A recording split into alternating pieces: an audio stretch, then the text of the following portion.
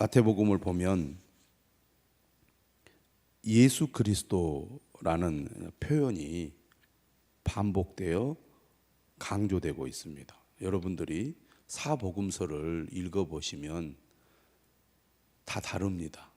내용이 비슷한 것 같아도 마가복음은 하나님의 아들이라는 표현을 강조하고 누가복음은 아예 그런 표현이 없이 쭉 예수 그리스도의 탄생에 관한 이야기가 소개가 되는데 마태복음은 시작부터 예수 그리스도를 강조합니다. 예수 그리스도. 헬라어 원어는 1장 1절이 예수 그리스도가 제일 먼저 등장을 하고 그 다음에 다윗의 자손 그리고 아브라함 이렇게 소개가 되고 있다고 말씀을 드렸는데요. 1장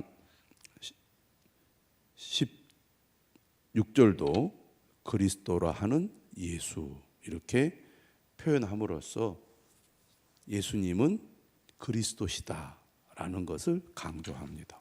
오늘 본문도 예수 그리스도의 나심은 이러하니라 이렇게 시작하고 있습니다. 예수님은 그리스도시라는 거죠.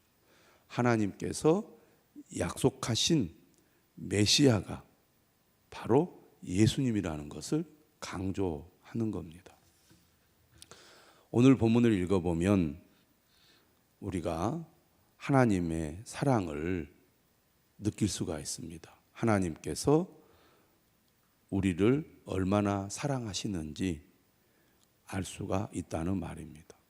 하나님께서 우리를 사랑하셔서 우리를 택하여 주시고 하나님께서 우리를 사랑하셔서 우리를 예수 그리스도 안에서 구원해 주시고 하나님께서 우리를 사랑하셔서 지금도 우리와 함께 하시고 우리를 인도해 주고 계시다는 것. 이것을 우리가 항상 기억할 필요가 있습니다. 우리의 삶이 힘들고 어려울수록 하나님이 나를 사랑하신다. 하나님께서 변함없이 나를 사랑하고 나를 지키시고 나를 인도하신다. 이것을 우리가 꼭 기억해야 할 것입니다. 아무리 힘들고 어려워도 나를 사랑하신 하나님께서 변함없이 나와 함께 하신다. 이 사실을 우리가 믿어야겠습니다. 하나님의 말씀을 통하여 우리는 하나님의 사랑을 다시 한번 분명히 알고 또 믿어야 되겠습니다. 오늘 우리가 이 본문을 읽어보면 예수님께서 어떻게 이 땅에 오셨는지 알 수가 있는데요. 예수님께서 이 땅에 오시는 이 과정은 결코 쉬운 과정이 아닙니다. 상당히 위험하고 위태로운 과정을 통하여 이 땅에 오셨다는 것입니다. 1절을 보시죠. 그의 어머니 마리아가 요셉과 약혼하고 동거하기 전에 성령으로 잉태된 것이 나타났더니 2000년 전에 이스라엘 땅에서 약혼을 했는데 아직 결혼하지 않은 처녀가 임신을 했다. 이것은 상상할 수 없는 일입니다. 기본적으로 파혼감이고 그리고 목숨도 잃을 수 있는 매우 위험한 상황이라고 말할 수가 있습니다. 예수님께서는 이처럼 매우 위험한 방법을 통해서 이 땅에 태어나신 것입니다. 우리나라는 근래까지만 하더라도 이런 일이 일어나면 온전하기가 어려웠습니다. 그래서 옛날 분들 보면 아주 옛날도 아니죠.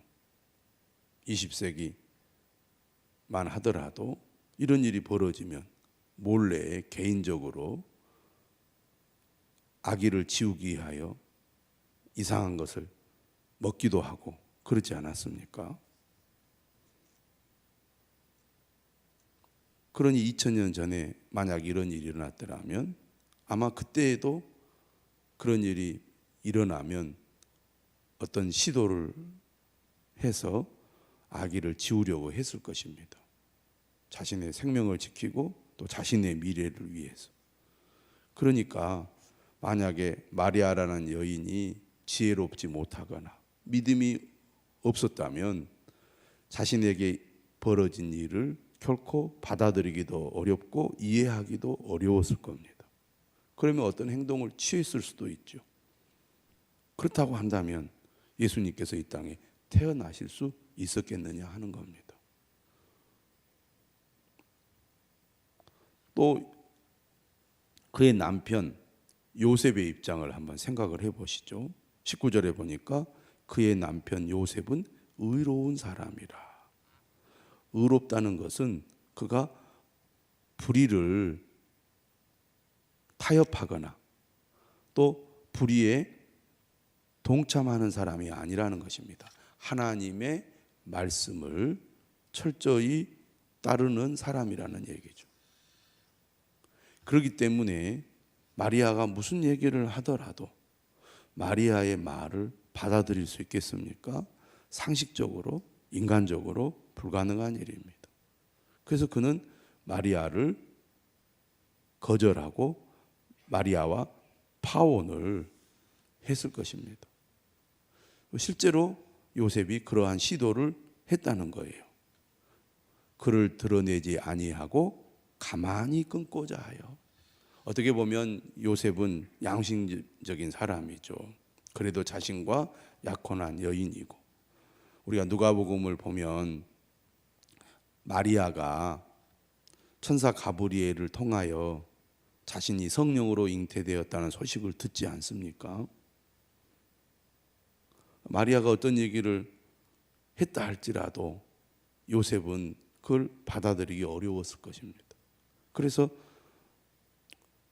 그와 약혼한 사람이니까 고발을 하고 정죄를 하고 그런 일은 안 하더라도 그저 약혼의 관계를 조용히 이제 해결하고 없던 일로 그렇게 처리하려고 했을 거예요. 그러니까 이 모든 상황이 얼마나 위태로운 상황입니까? 예수님께서 이 땅에 태어나지도 못하고 모든 일이 다 이제 무산될 수 있는 그런 상황이라고 하겠습니다. 이렇게 예수님은 이 땅에 갓난아이로 태어나서 우리에게 오신 것입니다. 갓난아기는 얼마나 무력한 존재입니까? 부모가 돌보지 않으면 금방 숨을 거둘 수밖에 없는 매우 연약한 존재입니다. 그런 아기로 예수님이 지금 태어나는 거예요. 병에 걸려 죽을 수도 있습니다. 오늘로 말하면 여러 가지 질병에 감염이 되어서 목숨을 잃을 수 있잖아요. 아기들이 태어나서 여러 가지 원인에 의하여 성장하지 못하고 갓난아이의 상태에서 숨을 거두는 일이 2000년 전에는 얼마나 많았겠습니까? 이렇게 이 땅에 와야 했던 이유, 또 올 수 있었던 이유가 무엇입니까? 하나님께서 우리를 사랑하시기 때문입니다. 하나님께서는 인류를 구원하기 위하여 이처럼 위험한 방법을 선택하여 이 땅에 예수님을 보내신 것입니다. 하나님께서 그만큼 우리를 사랑하신다는 겁니다. 그래서 21절에 보면 주의 사자가 현몽하여 요셉에게 나타납니다. 꿈을 통해서 천사가 다윗의 자손 요셉에게 나타난 거죠. 예수 그리스도가 아닌 다른 사람에게 다윗의 자손이라는 표현을 사용한 것은 이곳이 유일합니다. 예수님이 이 땅에 오셨을 때 법적으로 다윗의 자손으로 오셨다는 것을 말하기 위하여 그의 법적인 아버지 요셉을 다윗의 자손이라고 표현을 하는 겁니다. 다윗의 자손 요셉아, 내 아내 데려오기를 무서워하지 말라. 무서워하지 말라. 그러니까 요셉에게도 받아들일 수 없는 두려운 일이었습니다. 그런데 주의 사자가 요셉에게 분명하게 얘기합니다. 그에게 잉태된 자는 성령으로 된 것이라. 이것은 사람의 방법으로 마리아가 잉태한 것이 아니라 하나님께서 마리아를 잉태하게 하셨다는 거죠. 성령으로 되었다는 이 내용은 누가복음에도 그대로 나타납니다. 예수님의 탄생을 기록하고 있는 복음서는 마태복음과 누가복음인데, 마태복음과 누가복음이 동일하게 예수 그리스도께서 마리아를 통해 잉태된 것은 성령으로 되었다는 것을 동일하게 증거하고 있습니다. 마태복음은 주의 사자가 요셉에게 나타난 것으로 기록하고 있고, 누가복음은 마리아에게 나타나서 이 사실을 알리는 것으로 기록되어 있습니다.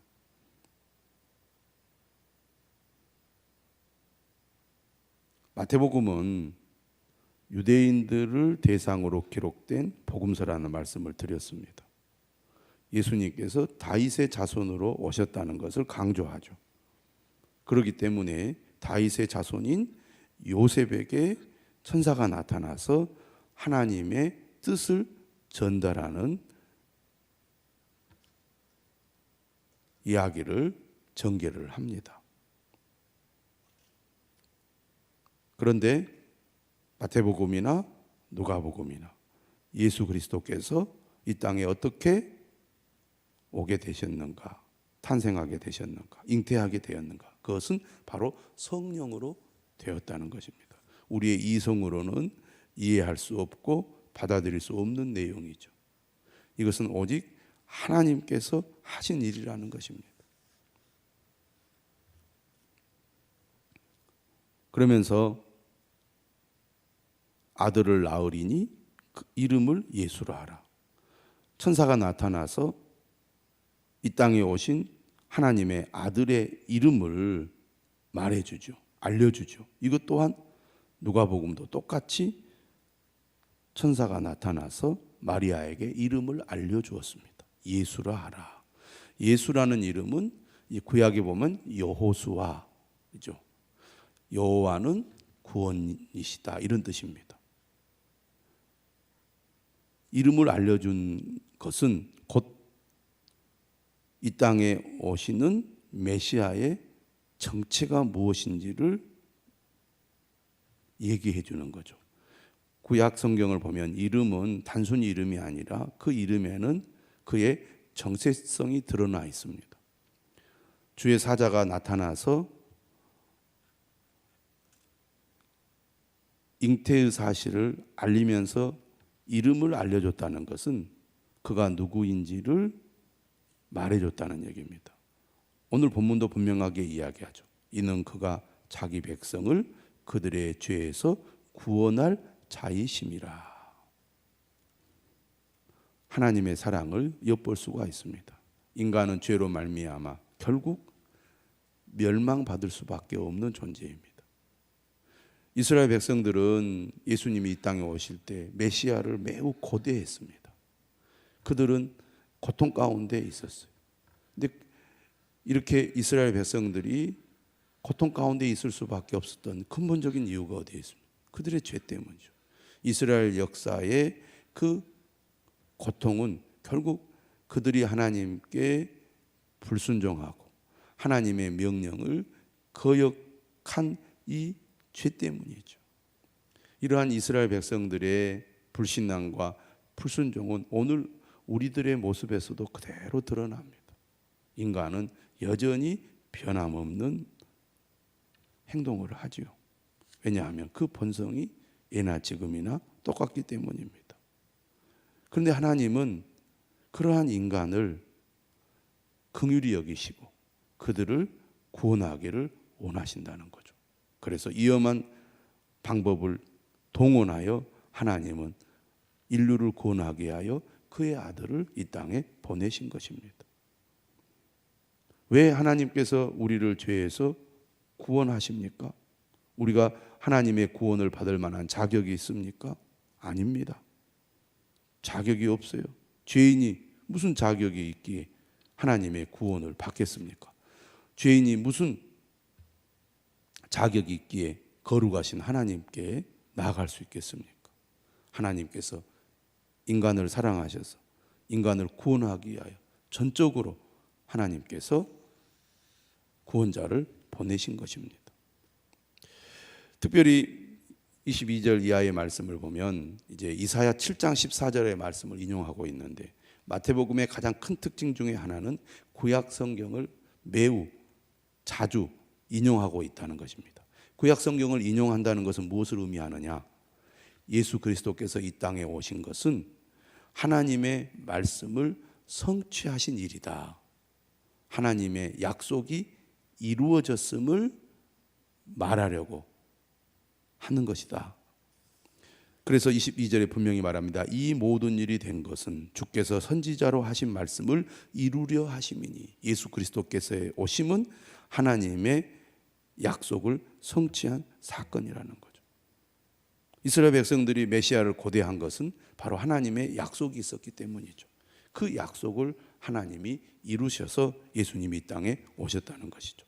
보라, 처녀가 잉태하여 아들을 낳을 것이요 그의 이름은 임마누엘이라 하리라 하셨으니, 이를 번영한즉 하나님이 우리와 함께 계시다 함이라.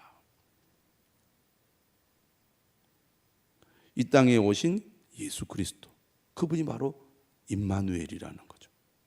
임마누엘은 예수님의 메시아의 이름이기도 하면서 그의 사명이기도 합니다. 임마누엘의 뜻은 바로 하나님이 우리와 함께 계시다는 뜻입니다. 다시 말하면 하나님께서 죄인들을 구원하기 위하여 친히 인간 세상으로 오셨다는 것입니다. 예수님은 하나님의 아들이시요 이 땅에 인간으로 오신 하나님이란 뜻이죠. 위험한 방법으로 하나님이 인간 세상에 오신 것입니다. 왜? 우리를 사랑하시기 때문이죠. 하나님 우리를 사랑하셔서 이 땅에 예수 그리스도를 보내주셨고, 하나님은 우리를 사랑하셔서 지금도 우리와 함께 하심을 믿으시기를 바랍니다. 하나님의 말씀을 듣고 하나님께서 나에게 말씀하셨구나라고 깨닫는 자가 복 있는 사람이죠. 요셉은 잠에서 깨어 일어나 주의 사자의 분부대로 행하여 그의 아내를 데려왔습니다. 하나님의 말씀을 듣고도 하나님의 말씀인 줄 모르는 사람, 하나님의 말씀을 듣고도 하나님의 말씀에 믿음으로 반응하지 못하는 사람들이 많이 있습니다. 요셉의 믿음의 행동은 사실은 결코 쉬운 일이 아닙니다. 입장을 바꿔놓고 생각해 보면 우리 역시 이렇게 행동하기는 쉽지 않았을 것입니다. 그 시대에. 그러나 요셉은 용기를 가지고 하나님의 말씀에 순종하죠. 그는 사람들에게 자신의 상황을 일일이 변명하거나 떠벌리거나 그러지 않았을 것입니다. 입을 다물고 묵묵히 하나님이 하신 일을 받아들이고 그의 아내를 받아들이고 그의 아내가 잉태한 메시아를 그가 받아들였을 것입니다. 인간적으로는 결코 쉽지 않은 일입니다. 하지만 그는 주의 사자로부터 하나님의 말씀을 들었고 그 말씀을 믿음으로 받아들였기 때문에 믿음의 행동을 할 수 있었던 거죠. 이처럼 요셉의 믿음, 마리아의 믿음을 통하여 예수님이 이 땅에 오신 것입니다. 오늘 우리도 예수 그리스도를 향한 굳은 믿음, 하나님의 말씀을 굳게 믿고 믿음을 따라 순종하는 그런 삶을 통하여 하나님께서 역사하신다는 것을 믿으시기를 바랍니다. 아들을 낳기까지 동침하지 아니하더니 나음의 이름을 예수라 하니라. 우리의 구원자이신 예수 그리스도, 하나님의 사랑으로 말미암아 이 땅에 오셨고 그로 말미암아 우리가 이처럼 구원을 받아 하나님의 자녀가 되었습니다. 예수 그리스도를 향한 믿음으로 우리가 이처럼 하나님의 자녀로 살아가게 됨을 감사하고 하나님께 영광을 돌리는 저와 여러분들이 되시기를 주님의 이름으로 축원합니다.